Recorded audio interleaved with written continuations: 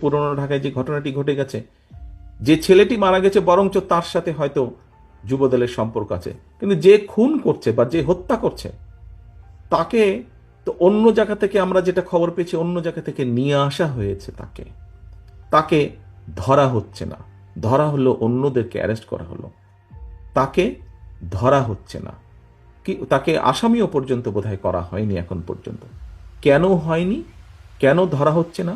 আমাদের পক্ষ থেকে তো একবারও বলা হয়নি যে তমুককে ধরা যাবে না, অমুককে ধরা যাবে, একবারও তো এই কথাটি বলা হয়নি।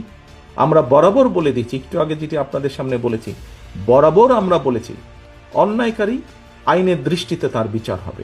দলের সাথে তার কি সম্পর্ক, কিচ্ছু যায় আসে না তাতে। তাকে দল কোনো রকম প্রশ্রয় দিবে না। কেউ যদি কোনো অন্যায় করে থাকে, তাহলে প্রশাসন ধরছে না কেন তাকে?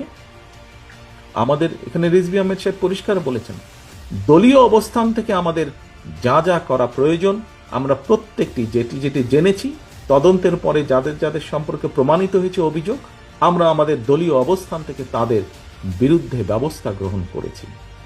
আইন শৃঙ্খলা বাহিনী কেন তাহলে বসে আছে? আইন শৃঙ্খলা বাহিনীকে চালায় কে? বিএনপি তো চালায় না, চালাচ্ছে তো সরকার। তাহলে সরকার কেন ব্যবস্থা নিচ্ছে না তাদের বিরুদ্ধে? সেটি দলেরই হোক বা সেটি অন্য কোনো লোকই হোক, কেন ব্যবস্থা নিচ্ছে না?